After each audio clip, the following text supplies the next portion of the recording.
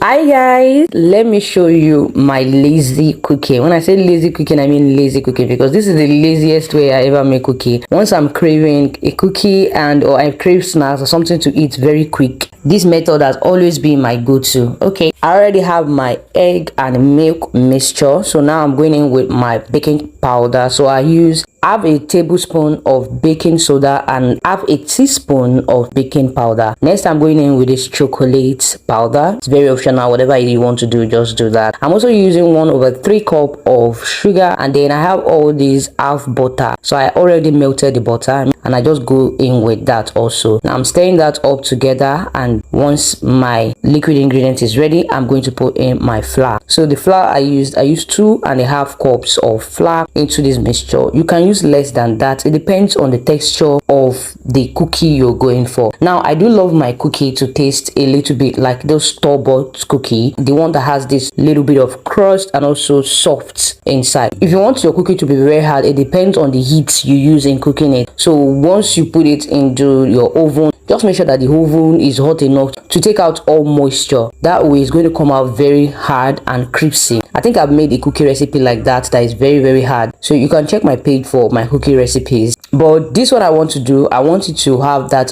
just a little bit of crisp and also soft in the middle. And if you also want the ones that will be completely soft, just make sure that the flour you are using for this mixture should not be too much, and then you watch the heat that you are going to be using. So since this is a double choco cookie, I just break in some chocolate bar and I put it into this mixture. So I'm going to mix that up together and then pop it right into the fridge and let it sit for about 30 minutes. After 30 minutes, this is what I have. Now I'm going to be molding my cookie with my hand. Now if your cookie is a very soft mixture, you have a soft mixture, you let it stay in the fridge for at least 40 minutes to 1 hour. Yeah, don't worry, it's going to melt when you put it into the oven. Okay, this is just for it to have that crust. Now I'm going to be rolling this out. You're going to roll it round like a ball. Usually if it is a soft cookie you're making, you don't even need to flatten it out. Once you place it in your oven, it will flat out on its own and it will give you that perfect round shape. But because mine is a bit thicker, I'm just going to be flattening this out with my hand, and then you have the shape that you want. So I pop this into my air fryer. I use my air fryer for this. I put it for 130 degrees for 25 minutes, and then I flipped it over to the other side, and this time I increased the heat to 150